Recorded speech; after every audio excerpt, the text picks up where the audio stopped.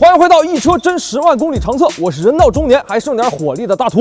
今天我们聊的是一台堆料时代下纯粹的车，纯粹的内饰，纯粹的喇叭，纯粹的车机，不太纯粹的玻璃升降，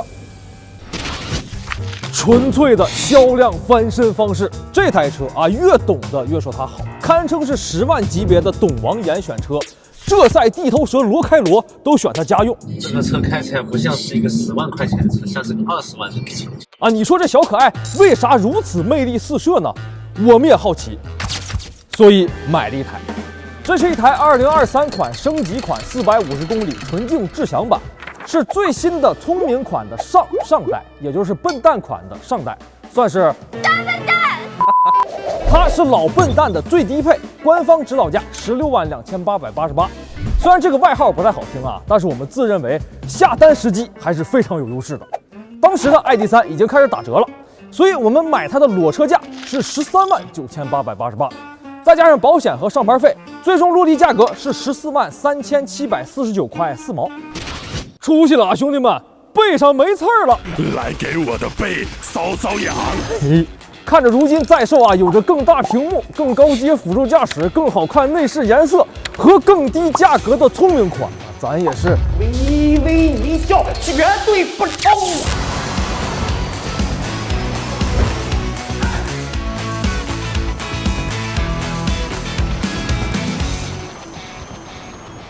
先说故障啊，造车80多年的大众研究出来的纯电车到底啥水平？我和你们一样好奇。我们手里这台 ID.3啊，10万公里行驶完，硬件加上软件，一共出现故障的次数是0啊！对，你没听错，连钥匙没电这种情况都没发生过。那这个故障汇报环节的进度条咋还这么长呢？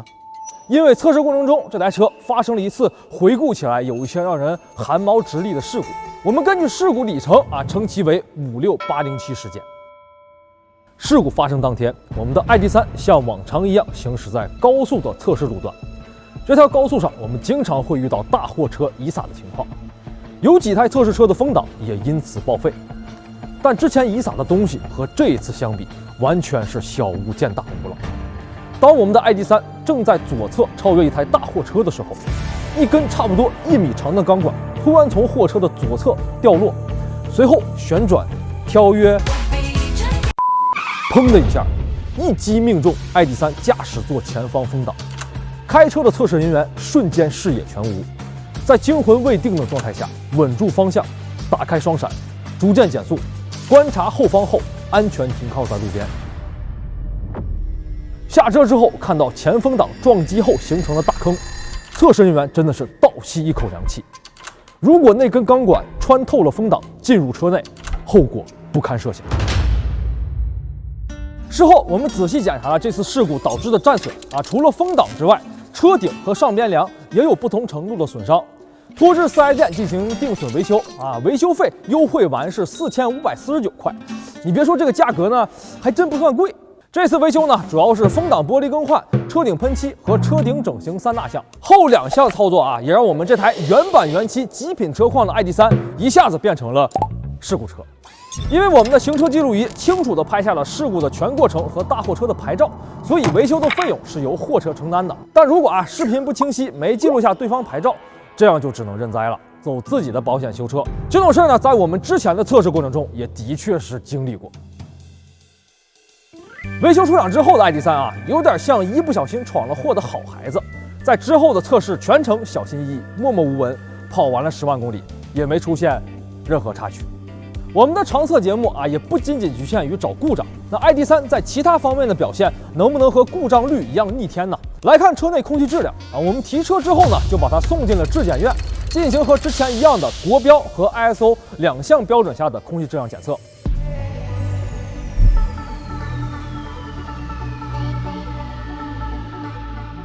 先来看国标它模拟的呢是你的车隔夜停放之后，你第2天拉开门上车时候的车内挥发性有机化合物的含量情况。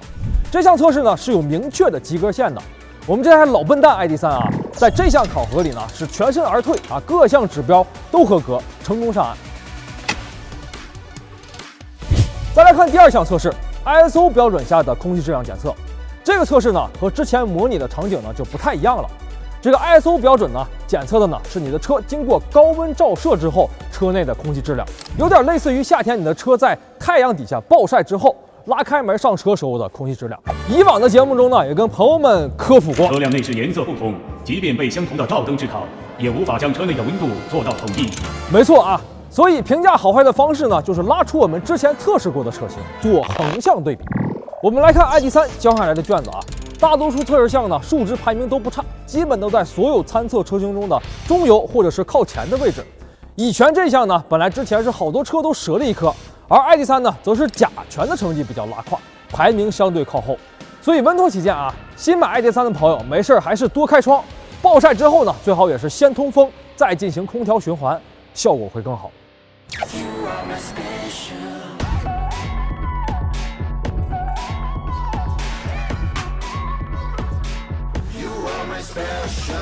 经过了3000公里的磨合期之后啊，我们就给它开到了一车金港的直线赛道做性能测试了。在之后的5万公里和10万公里节点，也会在相同的场地做性能测试，看看里程数上来之后，它的刹车加速成绩有没有最初年少时的水平。测试前呢，我们都会给车辆换成同品牌同型号的轮胎，消除因为磨损可能出现的测试变量。这个 ID.3 呢，用的是尺寸规格为215/18的韩泰万图式 S1 EVO3 电动车专用轮胎。3000公里时候，年少时的 ID.3 在近乎满电状态下，0-100用时是7.85秒。这个7秒尾的水平呢，和低 G 我们测试过的高尔夫成绩相比呢，略快一丢丢。也确实啊，这台 ID.3 在我看来是一台比高尔夫纯电还纯的纯电高尔夫啊！同意请扣一。在这个马力廉价到不行的年代啊，7秒多的加速确实没啥可说的啊。但是这个动力配合上它的调教、转向手感、刹车脚感、车身大小啊，城市里开就一个感觉，真他娘的好开啊！电动泥鳅，这就是。身价超过4000亿美元的那个男人啊，试过 ID.3 都说 Yeah, I think for non-sporty car, it's pretty good. 5万公里和10万公里的节点啊，年长的 ID.3 呢，动力依旧维持青春状态。相比新车状态0-100加速的波动呢，几乎可以忽略不计，分别是7.79秒和7.86秒。这个动力系统表现很稳定啊，也合理啊。虽然这台车配置表上是125千瓦，但是人家电机呢是170千瓦的电机。说白了，电机一直是收着干活呢啊，压根没出全力。传统功夫以点到为止。再来看看刹车什么水平啊？这个 ID.3 在新车状态下，从车速100刹停，最优成绩定格在36.68米。对于整备质量在1760公斤的车来说呢，这个成绩中规中矩啊，和1.8吨的精灵1号呢表现不相上下。连续10次从车速100刹停，刹车系统呢没有发现热衰的现象。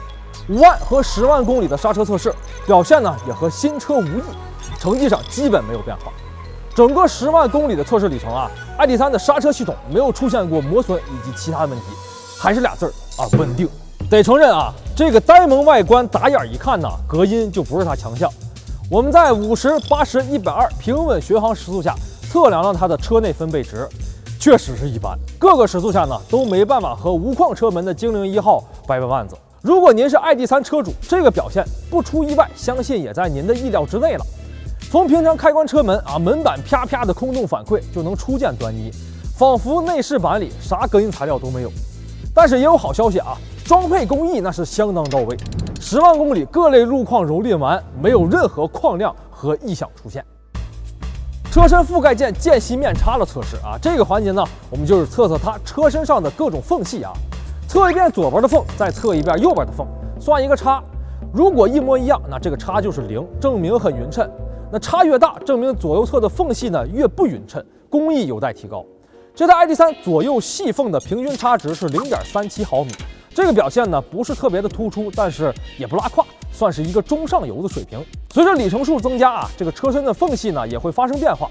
5万公里的时候 ，ID.3 车身左右两侧缝隙的平均形变量是0.122毫米和0.106毫米。10万公里跑完之后呢，车身左右两侧缝隙的形变量变为了0.358毫米和0.331毫米，可见里程的增加呢，也并没有让车身产生较大的形变，依旧是处于一个相对均衡的状态。好了，这个和性能有关的部分呢，就给大家说完了。我都感觉出来了啊，这个一般、不是很突出、中上游、稳定这类中性词汇在汇报里呢没少说，可能让您觉得呢稍显枯燥，在视听效果上没有极其惊人、非常来的带劲。但是啊，大道至简，纯粹而简单的设计呢，虽然看起来不那么炫目、不那么出彩，但是人家呢也确实没出错，有点功夫在里边。嘿，造一台普罗大众都能负担得起的车，是大众的初心啊，也是它的强项。所以10万出头的纯电大众用起来的花销是一个什么水平呢？和我们之前测试过的其他纯电车一样啊，测试过程中都是在国网快充桩上进行补能的，每次充到90%就拔枪走人。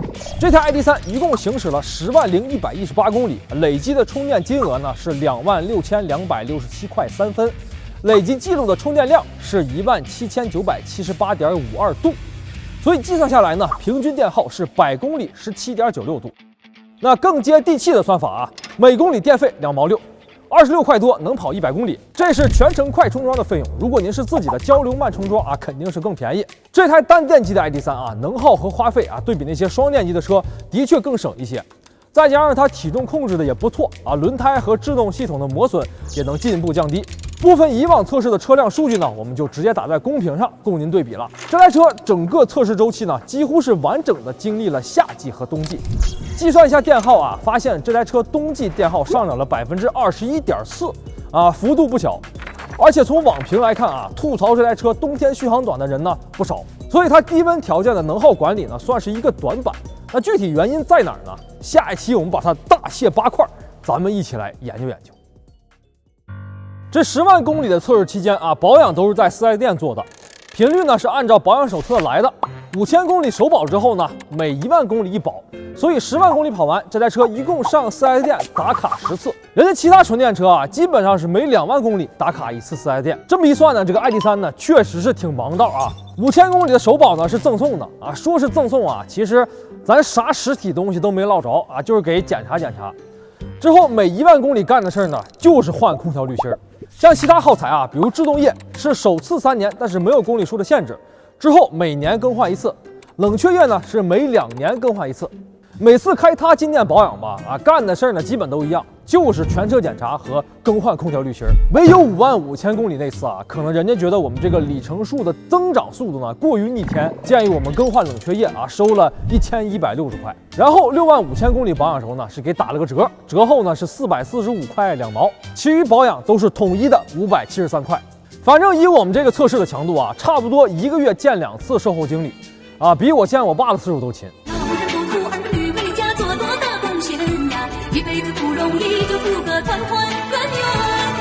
咱再说保养啊，现在回头看呢，有一种这5000多保养费用好像全造空调滤芯上的感觉。你看啊，就空调滤芯这个事儿啊，有的店会先检查检查，看能不能继续用啊，用到下次保养再更换，避免不必要的浪费。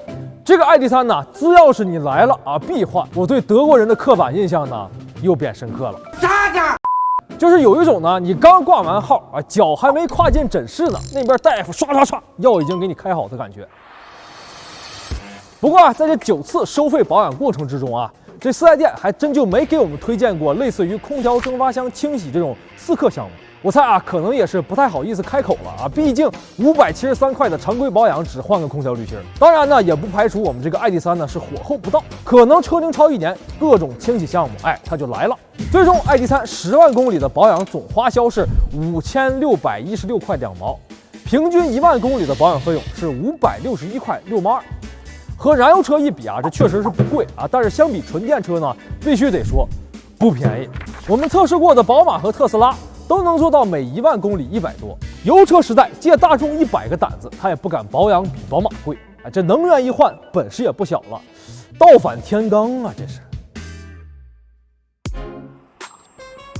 这支视频的文案一共4000字刚出头，这里边还有500多字是讲事故的。如果各位没概念啊，某些车型的汇报字数得比这个翻一番。